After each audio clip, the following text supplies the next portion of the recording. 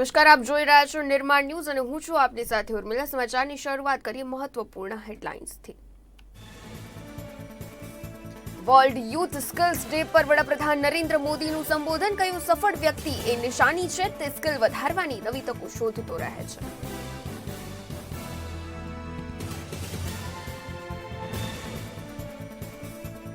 મુંબઈમાં વહેલી સવારથી જ ધોધમાર વરસાદ શરૂ। નીચાણવાળા વિસ્તારોમાં ભરાયા પાણી। હજુ આગામી 24 કલાક તેમજ વરસાદની આગાહી કરવામાં આવી।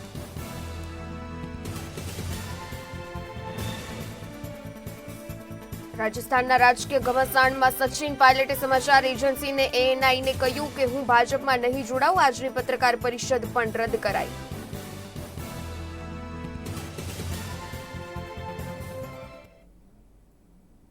તો નજર કરીએ વિગતવાર સમાચાર પર। શરૂઆત કરીએ અમદાવાદના મહત્વપૂર્ણ સમાચારથી। તો AMCએ રિનોવેશન પાછળ જે રકમ ફાળવી છે તેનો હવે કહી શકાય કે પરંતુ તેના મુજબ કામગીરી નથી કરવામાં આવી। શહેરની ઓળખ ગણાતા એવા ટાઉન હોલની હાલત દયનીય જોવા મળી। તો અમદાવાદની ઓળખ એવા ટાઉન હોલની હાલત જર્જરિત જોવા મળી। રાત્રે સ્લેબ તૂટતા કોઈ જાનહાનિ ના થઈ। ટાઉન હોલની છતની બાજુનો સ્લેબ તૂટી પડ્યો। AMCએ રિનોવેશન પાછળ જેની રકમ ફાળવી છે પરંતુ કોઈ કામ થયું નથી, જેને કારણે આવી મોટી જાનહાનિ ટળી છે। MC તંત્ર હવે આની પાછળ ક્યારે કામગીરી કરશે તે તો જોવાનું રહ્યું। તો શહેરની ઓળખ ગણાતા એવા ટાઉન હોલની હાલત દયનીય જોવા મળી રહી છે। જે પ્રમાણે આપ દ્રશ્યોમાં પણ જોઈ શકો છો કે આ ટાઉન હોલની હાલત ખૂબ જ દયનીય જોવા મળી રહી છે। ટાઉન હોલ ખૂબ જ જર્જરિત હાલતમાં જોવા મળી રહ્યો છે। શહેરની ઓળખ ગણાતો હોય છે આ ટાઉન હોલ, અને આ ટાઉન હોલની હાલત જ અત્યારે દયનીય જોવા મળી રહી છે। જે પ્રમાણે આપ દ્રશ્યોમાં પણ જોઈ શકો છો કે ટાઉન હોલ ખૂબ જ જર્જરિત થઈ ગયો છે। MC તંત્ર હવે આના પર ક્યારે કામગીરી કરશે એ તો આગામી સમયમાં જોવાનું રહ્યું। મોટા બજેટો ફાળવવામાં આવે છે આના માટે, છતાં પણ તંત્ર દ્વારા કોઈ પણ પ્રકારની કામગીરી નથી કરવામાં આવી। આ તરફ પ્રી મોન્સૂનની વાત કરવાની હોય કે કોઈ બિલ્ડિંગની વાત કરવાની હોય, માત્ર વાતો જ થતી હોય છે। કાગળ પર જ યોજનાઓ ઘડવામાં આવતી હોય છે, તેના માટેના નાણાં ફાળવવામાં આવતા હોય છે, બજેટ ફાળવવામાં આવતું હોય છે, પરંતુ જ્યારે કામગીરી કરવાની વાત આવતી હોય છે ત્યારે આ કામગીરી નથી થતી। જ્યારે પણ કોઈ પણ પ્રકારની જ્યારે વાત કરવામાં આવે તો જાનહાનિ થયા બાદ જ તંત્ર જાગતું હોય છે। હવે આ ટાઉન હોલની સ્થિતિ ક્યારે ફરીથી સુધરે છે, ક્યારે ટાઉન હોલ રિનોવેટ થઈને આપણી સામે આવે છે, પ્રજા સમક્ષ ક્યારે આની હાલત ફરીથી સારી જોવા મળે છે એ તો જોવાનું રહ્યું આગામી સમયમાં।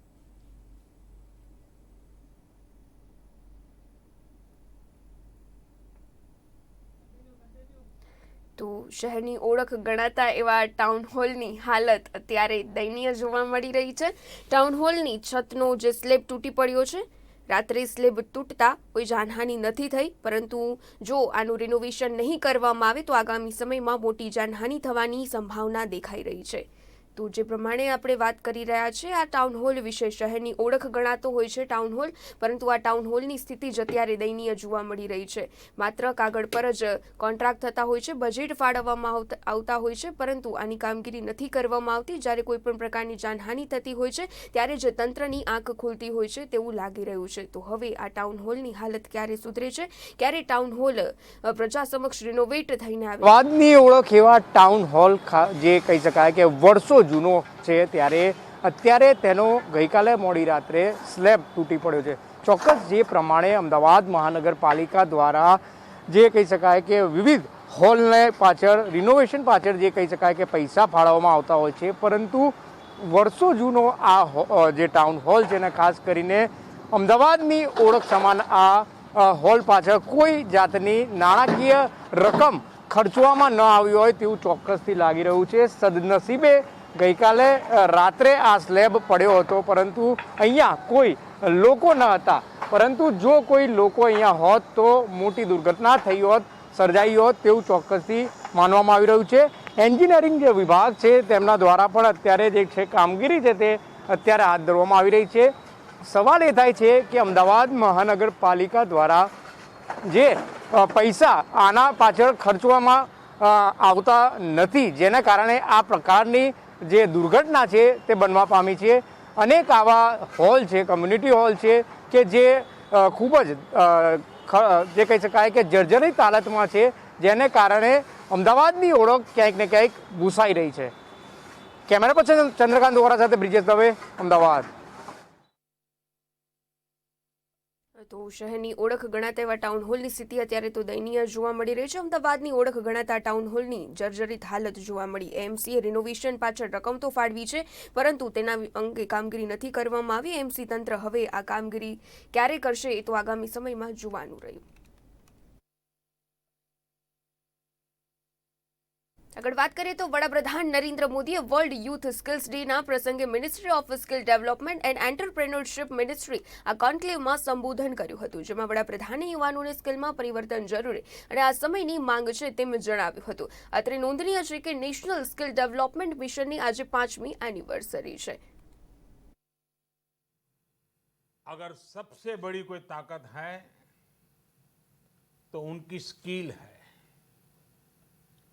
उनकी स्किल एक्वायर करने की क्षमता है. साथियों, कोरोना के इस संकट ने वर्क कल्चर के साथ ही नेचर ऑफ जॉब को भी बदल करके रख दिया है और बदलती हुई नित्य नूतन टेक्नोलॉजी ने भी उस पर प्रभाव पैदा किया है. नए वर्क कल्चर और नए नेचर ऑफ जॉब को देखते हुए हमारे युवा नई नई स्किल्स को तेजी से अपना रहे हैं.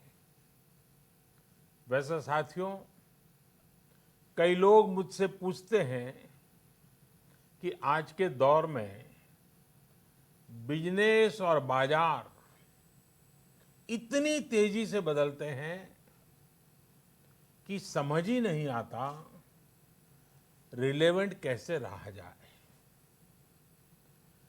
कोरोना के इस समय में तो ये सवाल और भी अहम हो गया है. साथियों, मैं इसका एक ही जवाब देता हूं. रिलेवेंट रहने का मंत्र है स्किल, रीस्किल और अपस्किल. एक सफल व्यक्ति की ये बहुत बड़ी निशानी होती है कि वो अपनी स्किल बढ़ाने का कोई भी मौका जाने न दे. इतना ही नहीं, मौका ढूंढता रहे. स्किल के प्रति अगर आप में आकर्षण नहीं है, कुछ नया सीखने की ललक नहीं है, तो जीवन ठहर जाता है, एक रुकावट से महसूस होती है. एक प्रकार से वो व्यक्ति अपने व्यक्तित्व को, अपनी पर्सनालिटी को ही बोझ बना देता है और खुद के लिए नहीं, अपने स्वजनों के लिए भी बोझ बन जाता है. वहीं स्किल के प्रति आकर्षण जीने की ताकत देता है, जीने का उत्साह देता है. स्किल सिर्फ रोजी रोटी और पैसे कमाने का जरिया नहीं है. जिंदगी में उमंग चाहिए, उत्साह चाहिए, जीने की जीत चाहिए, तो स्किल हमारे ड्राइविंग फोर्स बनती है, हमारे लिए नई प्रेरणा लेकर आती है, ऊर्जा का काम करती है. और उम्र कोई भी हो, चाहे युवावस्था हो या बुजुर्ग, अगर आप नई नई स्किल सीख रहे हैं तो जीवन के प्रति उत्साह कभी कम नहीं होगा. મુંબઈમાં આજે અને આવતીકાલે ભારેથી અતિભારે વરસાદની આગાહી હવામાન વિભાગ દ્વારા કરવામાં આવી છે. ત્યારે આજે વહેલી સવારથી જ ધોધમાર વરસાદ શરૂ થઈ ગયો છે. નીચાણવાળા વિસ્તારમાં પાણી ભરાવાની સમસ્યા પણ સામે આવી છે. આવા દ્રશ્યો પણ સર્જાયા છે. હિન્દમાતા વિસ્તારમાં કેડસમાં પાણી ભરાયા છે. અતિભારે વરસાદની આગાહીના પગલે મુંબઈ, થાણે, પાલઘરમાં ઓરેન્જ એલર્ટ જાહેર કરવામાં આવ્યું છે, જ્યારે કે રાયગઢ અને રત્નાગીરી માટે રેડ એલર્ટ જાહેર કરવામાં આવ્યું છે.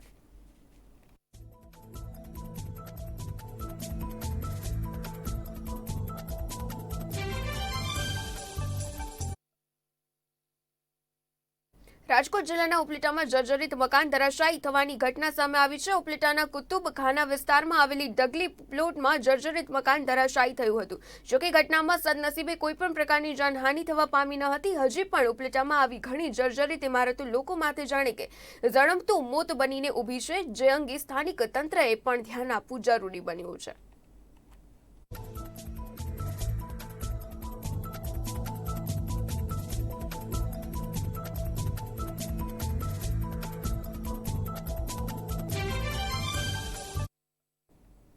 યાત્રાધામ અંબાજીમાં માસ્ક ન પહેરવા બદલ પ્રસૂતા મહિલાને દવાખાને લઈ જતી ગાડી રોકવામાં આવી હતી, જેમાં વિલંબ થતા બાળક મોતને ભેટ્યું હોવાના આક્ષેપો સાથે બાળકનો મૃતદેહ લઈ પરિવારજનો અંબાજી પોલીસ મથકે પહોંચ્યા હતા। જે મામલે જિલ્લા પોલીસ અધિક્ષકે ગંભીરતા દાખવી તપાસના આદેશ આપ્યા છે। જોકે અરજદારના આક્ષેપો અને સીસીટીવી ફૂટેજ સહિતના અન્ય પુરાવા તથા નિવેદનો જોતા પ્રથમ દ્રષ્ટિએ ભારે વિસંગતતા જોવા મળી રહી છે।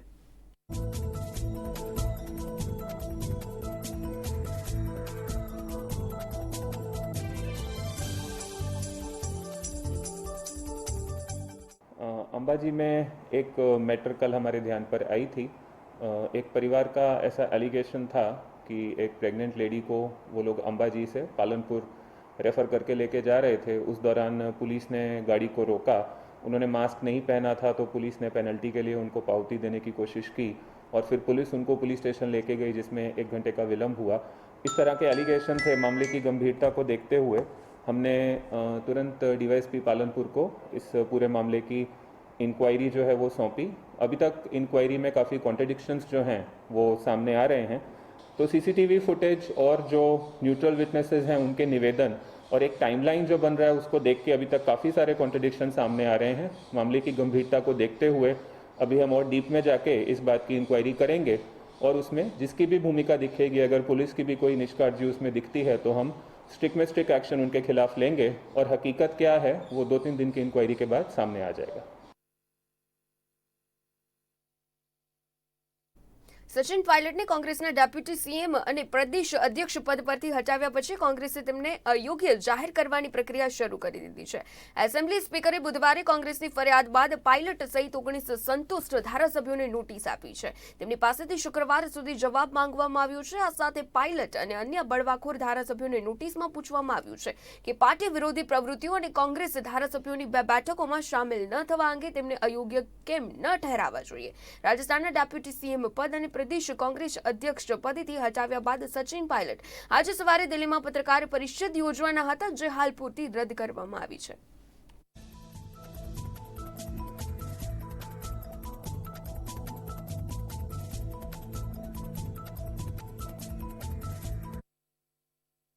અમદાવાદમાં વરસાદી માહોલ જામ્યો છે। મેઘરાજા અલગ અલગ વિસ્તારમાં મન મૂકીને વરસી રહ્યા છે, ત્યારે એમસી તંત્ર દ્વારા જે કામ ગરમીમાં પૂર્ણ કરવાનું હોય છે તે કામ ચોમાસાની ઋતુમાં ચાલી રહ્યું છે। શહેરના અનેક વિસ્તારોની જો વાત કરવામાં આવે તો ત્યાં એમસી દ્વારા કે પછી મેટ્રોના કામને લઈને રોડના ખોદકામ કરી દેવામાં આવી રહ્યા છે, જેને લઈને શહેરીજનો તેમજ ત્યાંથી અવરજવર કરતા વાહન ચાલકોને પણ ભારે હાલાકીનો સામનો કરવો પડી રહ્યો છે। તંત્ર ક્યારે સુધરશે અને લોકોને ક્યારે સુવિધા આપશે તેની લોકો કાગડોળે રાહ જોઈ રહ્યા છે। અમદાવાદમાં અનેક જગ્યાએ રોડ રસ્તાના કામકાજ ચાલુ હોવાના કારણે લોકોને હાલાકીનો સામનો કરવો પડી રહ્યો છે। જે પ્રમાણે વરસાદી સિઝનમાં શહેરના રસ્તા ઉપર જે ખોદકામ થઈ રહ્યું છે અને ખાસ કરીને અનેક જગ્યાએ વાહન ચાલકો છે તે ભારે હાલાકી ભોગવી રહ્યા છે। ચોક્કસ જે પ્રમાણે વરસાદ પહેલાં જે કામ થવું જોઈએ તે અમદાવાદ મહાનગરપાલિકાનું તંત્ર છે તે અત્યારે કામગીરી હાથ ધરી રહ્યું છે અને જે પ્રમાણે લોકોને છે તે હાલાકી ભોગવવાની સમસ્યા છે તે અત્યારે કરવી પડી રહી છે। જે પ્રમાણે વાહન ચાલકો છે તે અહીંયાથી અવરજવર કરતાં ભારે હાલાકી ભોગવી રહ્યા છે, ત્યારે તંત્ર દ્વારા ક્યારે આ કામગીરી પૂર્ણ કરવામાં આવશે તે સમજાતું નથી। કેમેરા પર્સન ચંદ્રકાંત વોરા સાથે બ્રિજેશ દવે, અમદાવાદ।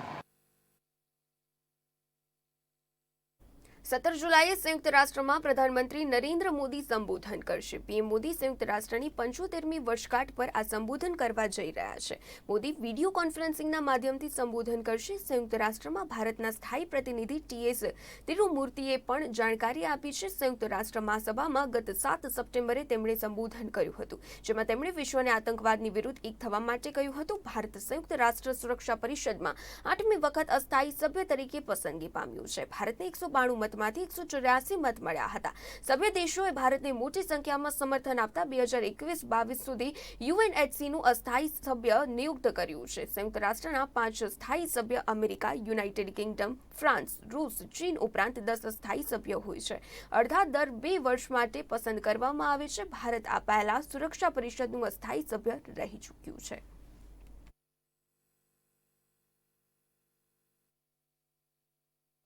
આગળ નડિયાદની જો વાત કરવામાં આવે તો મોડાસા તરફ જતી ટ્રેલરને આજે અકસ્માત નડ્યો હતો. નડિયાદ મહુધા રોડ પર સળિયા ભરેલી ટ્રેલરનો વહેલી સવારે અકસ્માત થયો હતો. ટ્રેલર પલટી મારી જતા ડ્રાઈવર અને ક્લીનરના ઘટના સ્થળે જ મોત નીપજ્યા હતા. ટ્રેલર પલટી જતા ક્રેનનો સહારો લેવાની પણ ક્યાંક ને ક્યાંક ફરજ પડી હતી. ઘટનાને પગલે જો વાત કરીએ તો મહુધા પોલીસ ઘટના સ્થળે પહોંચી હતી. મૃત્યુ પામેલા ડ્રાઈવર અને ક્લીનરના મૃતદેહને પીએમ અર્થે મોકલીને વધુ કાર્યવાહી શરૂ કરી હતી.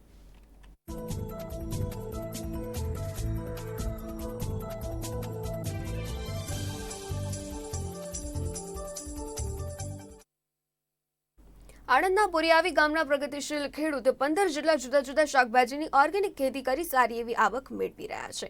કોઈપણ જાતનું રાસાયણિક ખાતરનો ઉપયોગ કર્યા વગર આ તમામ ખેડૂતો ખેતી કરે છે. કોરોનાની મહામારીને લઈને લોકડાઉન હોવા છતાં પણ તેમના તમામ શાકભાજી લોકો ઘરે આવીને લઈ જાય છે. સાથે સાથે ઘરમાં વધુ સભ્યો હોવાથી મજૂરી કામના રૂપિયા પણ બચે છે.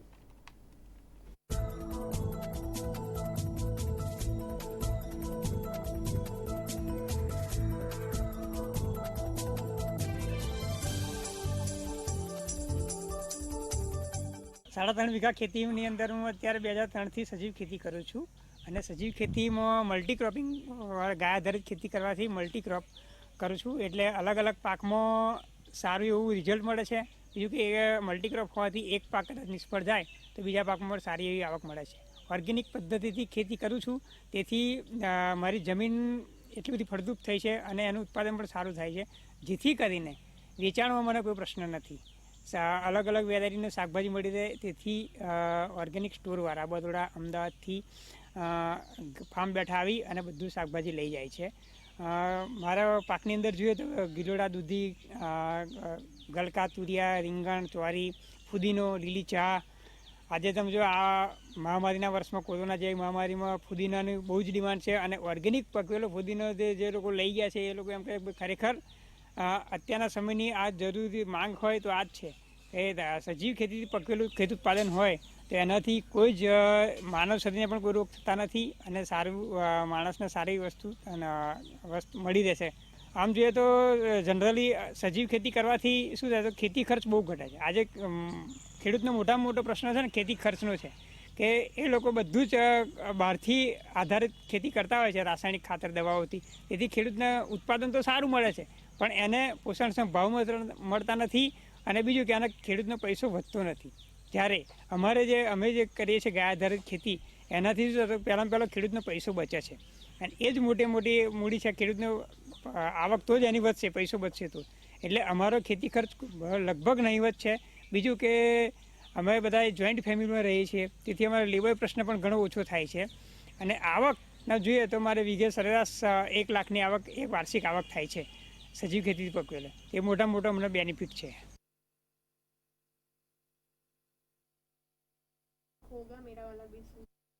કહેર રોજે રોજ વધતો જઈ રહ્યો છે. કુલ સંક્રમિત લોકોની સંખ્યા 9.36 લાખ થઈ ગઈ છે. બુધવારે જાહેર થયેલા આંકડા મુજબ ભારતમાં એક દિવસમાં 29,429 કોરોના વાયરસના કેસો સામે આવ્યા છે. આ ઉપરાંત છેલ્લા 24 કલાકમાં કોરોનાના કારણે 582 દર્દીઓના મોત પણ થયા છે.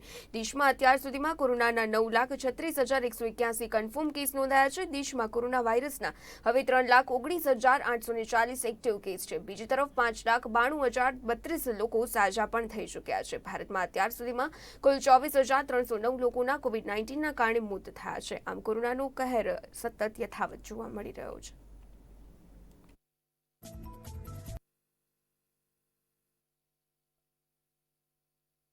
જામનગર અને દેવભૂમિ દ્વારકા જિલ્લાના ઘણા ખરા વિસ્તારમાં તાજેતરમાં ભારે વરસાદથી થયેલા નુકસાન પેટે ખાસ રાહત પેકેજની સંસદ સભ્ય પૂનમબેન માડમે માંગણી કરી છે. અતિવૃષ્ટિગ્રસ્ત ખેડૂતો, વેપારીઓ, રહેવાસીઓ, માલધારીઓ સહિત નુકસાનનો ભોગ બનેલા સૌ નાગરિકોના હિત માટે ગાંધીનગર ખાતે મુખ્યપ્રધાન વિજય રૂપાણી તેમજ નાયબ મુખ્યપ્રધાન નીતિન પટેલ સમક્ષ જામનગર અને દેવભૂમિ દ્વારકા જિલ્લાના સાંસદ પૂનમ માડમે ખાસ જહેમત ઉઠાવી તૈયાર કરેલો સમગ્ર તારાજીનો વિસ્તૃત અહેવાલ રજૂ કર્યો હતો અને ખેડૂતોના પાક નુકસાન, જમીન ધોવાણ, પશુ મોત સહિતના કેસમાં ખાસ રાહત પેકેજ આપવા માટેની માંગ કરી છે.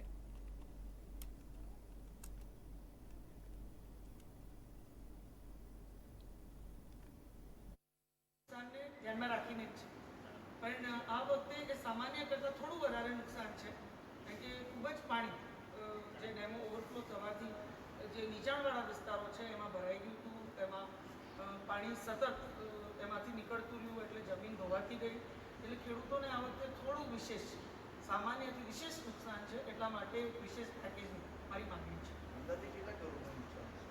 અંદાજો કાઢવો અઘરો છે, એક વખત સર્વે થાય એ પછી જ ખ્યાલ આવે, પણ એટલા જ માટે એક જલ્દીથી સર્વે થાય અને દિશામાં પછી એક એસ્ટિમેટ કાઢી અને સરકાર એ પ્રકારના રિલીફ મેઝર્સ લે એવી જ મારી એક લાગણી.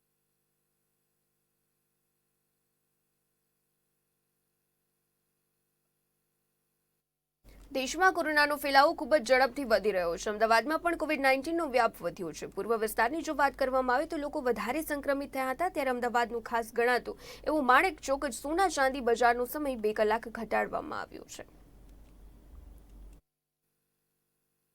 દેશમાં કોરોનાનો ફેલાવ ખૂબ જ ઝડપથી વધી રહ્યો છે. અમદાવાદમાં પણ કોવિડ-19નો વ્યાપ વધતો જઈ રહ્યો છે. પૂર્વ વિસ્તારમાં લોકો વધારે સંક્રમિત થયા હતા, ત્યારે અમદાવાદનું ખાસ ગણાતું એવું માણેક ચોક સોના ચાંદી બજારનો સમય 2 કલાક ઘટાડવામાં આવ્યો છે. નવો સમય સવારે 10થી સાંજે 5 વાગ્યા સુધીનો કરવામાં આવ્યો છે. તેમજ 70 વર્ષથી વધુ વયની વ્યક્તિને બજારમાં નહીં પ્રવેશવા માટેનું કહેવામાં આવ્યું છે. માણેક ચોક સોના ચાંદી દાગીના એસોસિએશને એક મહત્વના 2 નિર્ણય લીધા છે. એક તો 70 વર્ષથી ઉપરની વયના સરકારશ્રીના જે આદેશ છે તે મુજબ બજારની અંદર આવવું નહીં, વેપારી હોય કે ગ્રાહક હોય બધા જ માટે પ્રતિબંધ ફરમાવ્યો છે, જેથી કરીને કોરોનાની મહામારીની સામેની આપણી જે લડત છે જેમાં ગુજરાત સરકાર અને કેન્દ્ર સરકાર ખૂબ જ સારા કાર્ય કરી રહી છે તેને સમર્થન પણ મળશે. અને સાથે સાથે બીજો મહત્વપૂર્ણ જે નિર્ણય છે તે સમયનો નિર્ણય છે કે સવારે 10 વાગ્યાથી લઈને સાંજે 5 વાગ્યા સુધી બજારો ચાલુ રહેશે, ત્યારબાદ બજારો બંધ થઈ જશે.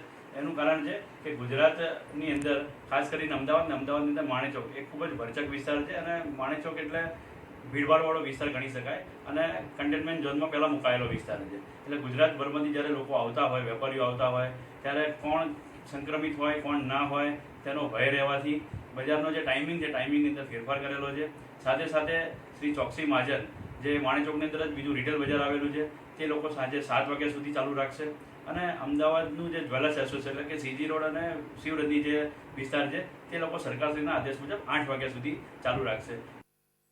મહત્વનું છે કે અમદાવાદમાં કોરોનાના કેસો ઘટી રહ્યા છે, પરંતુ ગીચ વિસ્તારમાં સંક્રમણ ફેલાવાની પૂરેપૂરી શક્યતા છે. માણેક ચોક માર્કેટ એ ગીચ વિસ્તારમાં આવેલું છે, જેના પગલે ભીડ થાય તો સંક્રમણ ફેલાવાની શક્યતા એ વધતી હોય, જે માટે માણેક ચોક સોના ચાંદી એસોસિએશન દ્વારા આ નિર્ણય લેવામાં આવ્યો છે. તો નિયમ પાલનનો પણ કડક અમલીકરણ કરાયું છે. બ્યુરો રિપોર્ટ, નિર્માણ ન્યૂઝ. અમદાવાદ મહાનગરપાલિકાના બગીચા ખાતા દ્વારા શહેરના વિવિધ વિસ્તારોમાં તુલસીના રોપા વિતરણનો કાર્યક્રમ 5 જૂન એટલે કે વિશ્વ પર્યાવરણના દિવસથી ચાલુ કરવામાં આવ્યો છે. જે અંતર્ગત વાત કરવામાં આવે તો વિવિધ વોર્ડ તેમજ સોસાયટીમાં તુલસીના રોપા વિતરણ કરવામાં આવી રહ્યા છે. અત્યાર સુધી એમસી દ્વારા તુલસીના 2 લાખથી વધુ રોપા વિતરણ કરવામાં આવ્યા છે.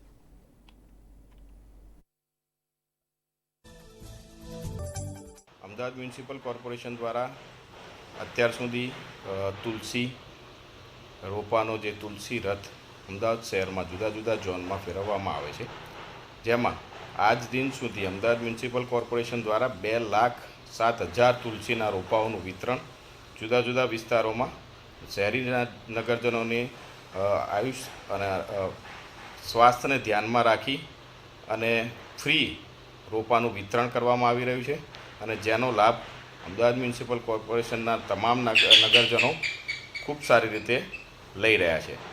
હજી અમારા અમદાવાદ મ્યુનિસિપલ કોર્પોરેશનને ગણતરી મુજબ અમે કુલ 5 લાખ રોપાઓનું વિતરણ કરવાનું આયોજન કરેલું છે અને એ પ્રમાણે અમે રોપા તૈયાર કરેલા છે. સદર સેવા અમદાવાદ મ્યુનિસિપલ કોર્પોરેશન દ્વારા અવિરત શનિ અને રવિવારના દિવસે અમદાવાદ મ્યુનિસિપલ કોર્પોરેશનના નગરજનોને મળતી રહેશે.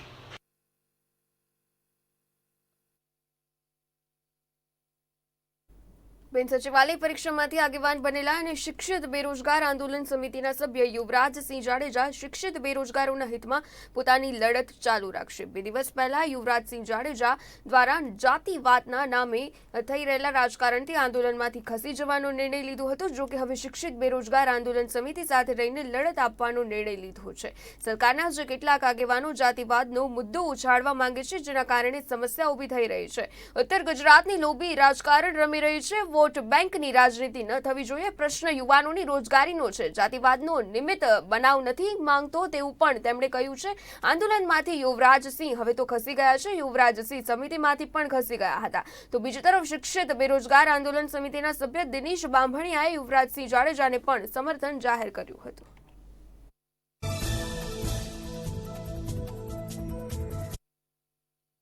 તો આ સાથે જ હાલના બુલેટિનને સમાપ્ત